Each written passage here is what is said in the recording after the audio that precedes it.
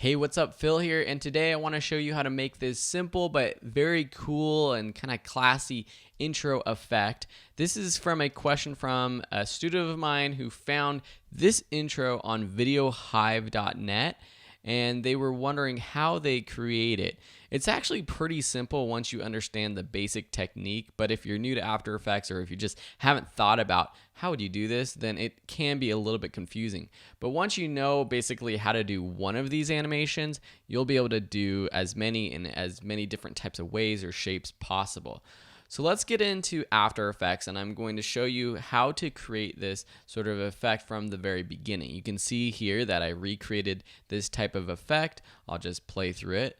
I'm using the latest version of Adobe After Effects CC 2017. Can't believe they have a 2017 version, but you can do the same exact type of effect in really any version of Adobe After Effects. So let's set ourselves up first. The first thing you need to do is create your background layers, which are all of these images that I have used. You can use video, you could use photos, but what I did was I imported all of the photos. So I just created a folder in my project bin, and you can see that I just brought in all of my photos. And then I created a composition, and the way I did that was just by clicking that composition button, and I'm just creating one that's 2997 frame rate, 1920 by 1080, and 5 seconds long. Now you can do this however long you want, so I'll just call this main comp. So this is a blank comp now. And then for all of these images, I created a bin or a folder, but I just created a new composition, same settings, same size, and I just called it image 1, set OK. And I don't want that in that folder because I don't want to get confused, but I had created that, and then I just simply duplicated this by pressing Command D on your keyboard. And that would be Control D if you're on a PC. I'm on a Mac. You can see that it duplicates it into image 7, 8, 9, but if you're just starting out, it will do image 1, 2, 3, 4, and do as many images as you need. And then basically add your photo and resize your photos to your composition.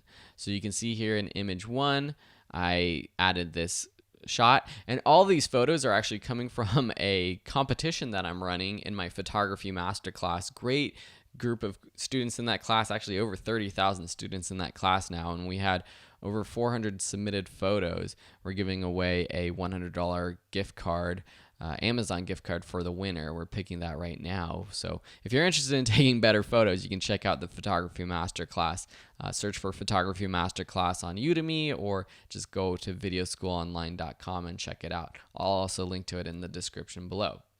So anyways, you have your image comps, and I just created 6. You'll have however many you need. So here is the basic process of doing this. So let's take this image 2, for example. Drop this onto your composition. So now we have a new layer, image 2. Then we're going to go up to layer, new, adjustment layer.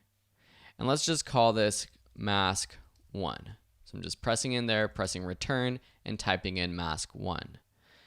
And sorry if I'm going fast, but for those of you who are beginners and are just trying to catch up, but I want to go fast enough for people who are a little bit more intermediate in After Effects to be able to follow along and not get bored with me. So hopefully I'm going at a good pace. Comment below if I'm going at a good pace, or I'm too slow or too fast.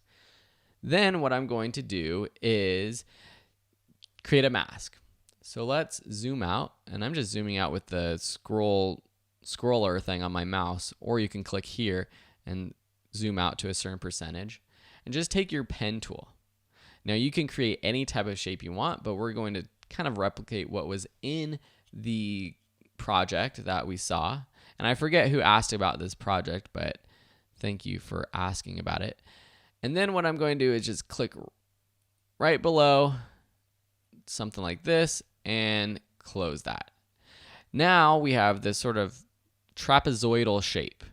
If we go to image 2 and we go to this track matte column, and if you don't see that track matte, just click this toggle switches modes button down here in the bottom left.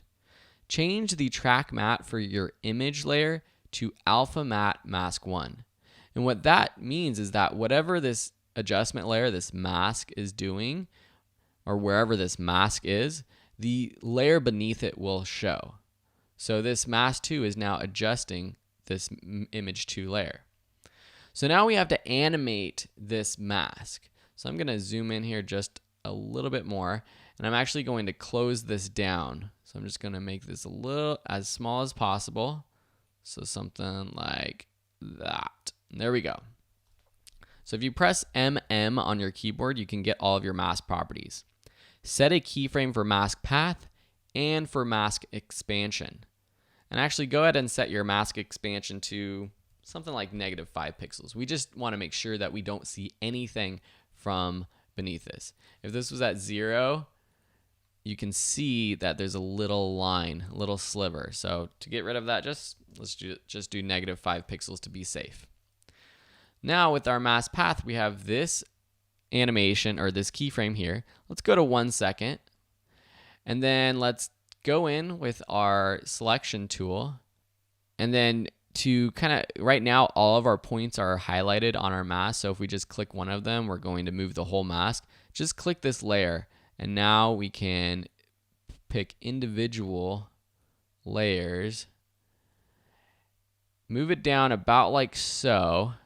So that still these two lines are sort of parallel to each other, and then select the 2 bottom points. The goal is to select the 2 bottom points and move it down.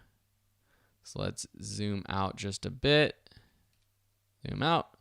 So now you can see kind of what this animation is going to look like because I'm moving it right here like so. Got it? So now we can see as we play through this animation, it looks like that. Pretty cool, right?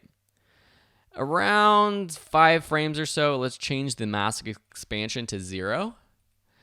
And then let's easy ease this mask path. So I'm just selecting both layers and pressing F9 on my keyboard, or you can right click and say Keyframe Assistant, Easy Ease.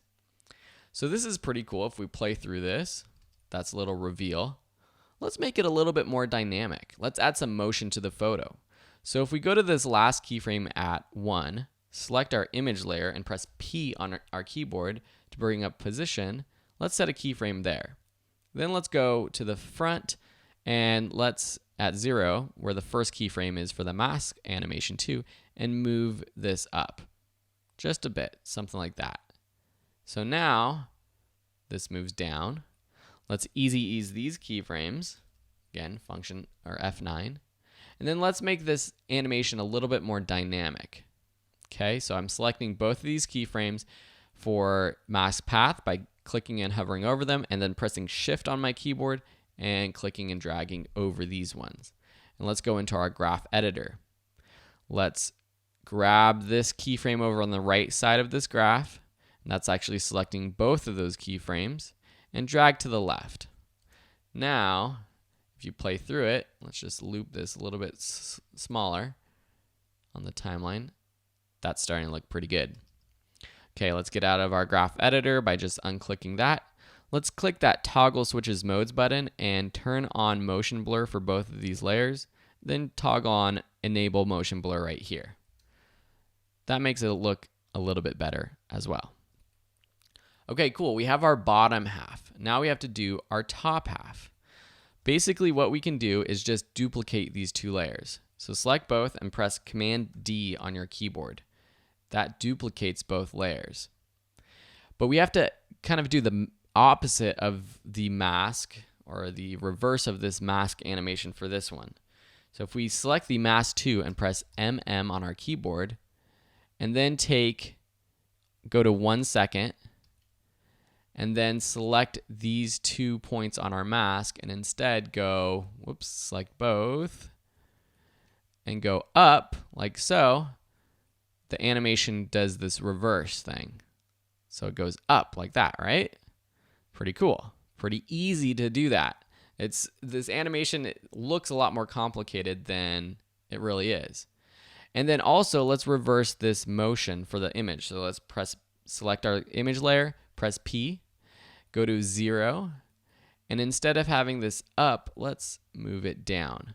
And while I'm moving it, because I'm just clicking and dragging the image itself, I'm holding shift so it doesn't accidentally, select this, so it accidentally doesn't go to the right or left. Okay, so I'm moving it down. I could also just click on the position here. Not the left or right y-axis, but not the x-axis, the y-axis. So I can move this down. So now it is moving up. So now we have this first animation, which is what we saw in the VideoHive version. Now let's take this same idea and easily duplicate it. So now you know the process, you know what to do. We're using masks, we're using mask with adjustment layers, and we're using the track matte option to do this.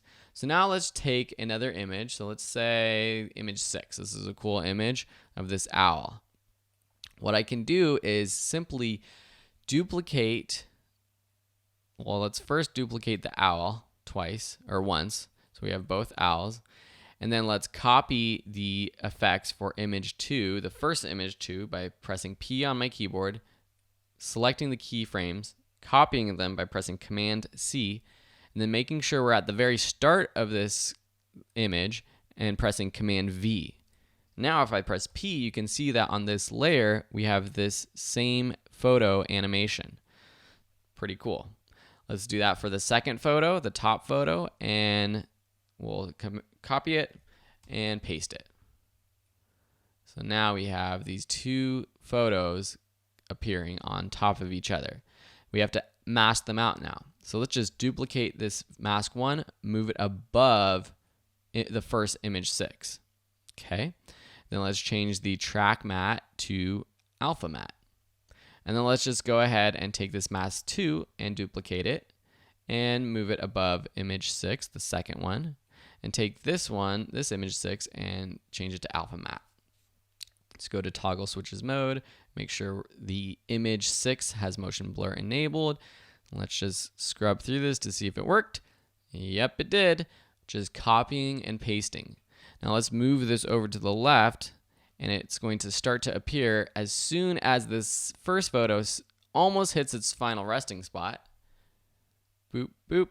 Pretty darn cool. I can even start this a little bit earlier just to make it a little bit more quick and dynamic.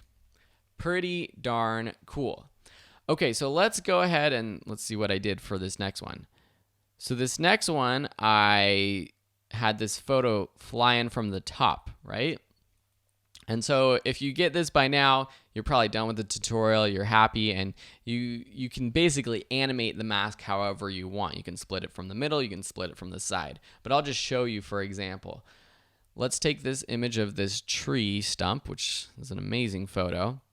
We will create a mask, and I could just copy and paste this mask actually, instead of doing it another way, starting from scratch. And I layer it on top like that. Let's turn on motion blur for the image 4, change the track matte to alpha matte mask 5. And then let's look at this mask. So select mask 5, press U on your keyboard to bring up all the keyframes. And let's just delete this first keyframe. And then let's go to this second keyframe right here, zoom out just a bit. Let's take these bottom 2 keyframes and, with both selected, drag down. So now we have this sort of trapezoidal shape covering the entire image, right? So now if we go to the top and we select mask path, so that selects all of the points in the mask, and we move this up, what happens is this whole mask comes down. Pretty cool, huh? And at the same time, we will add some motion to our image 4 moving down. And the one that's moving down is this first layer on the bottom. So it's image 2, the very first one. I remember that. So I'm going to just copy and paste these keyframes from image 2 to this one. So now the tree stump is moving down as we have this full sort of reveal on, wipe on. So now if I play through this whole thing, doop, doop, doop, pretty darn cool. Now let's show you the last one, which is instead of splitting from the middle, we have this split from the middle, but then also the split from the bottom. See how these first two, they split from the middle like that? 1, 2, it's coming from the middle. And then this last one, splitting from the top and splitting from the bottom. Super easy to do. Again, we're just copying basically our keyframes that we've created already. So let's take our next image, say this horse, pretty darn cool horse. And let's go ahead and duplicate it. We're going to make sure that motion blur is on. And then we're going to copy and paste the position animation. So first, let's bring up P, or press U or P on your keyboard to bring up the keyframes for this first image. So it's the bottom half. And we're going to paste it to this first one. And then take this layer, press P on your keyboard, copy these keyframes, and select your second or your top half, which will end up being your top half. And then let's duplicate mask 1, put this above this first image, like so. And then take mask 2, duplicate it, put it above image 5, like so, like this. And then let's go to toggle switches modes, make sure that the image layer is track matte, alpha matte. Okay, so now we have this same sort of effect, but for this bottom one that's appearing, which is this one right now, we want it to grow on the opposite way. So what we can easily do is press U on our keyboard, again delete this first keyframe, and then what we will do is actually select all of this mask path and drag it down off of the composition. So now it's coming up like so. And we actually want the motion of this image to actually be the same as this top one. So let's press P for this top one, copy and paste. And then you'll see if I press P on this second one, the bottom one, and just paste it, it just copies these keyframes over it. And we're doing that so that the motion of the photo matches the motion of the wipe. And we can just stagger these. So if we want the top to appear first, we can just take this bottom one, stagger to the right just a little bit. Okay, so that is pretty darn cool.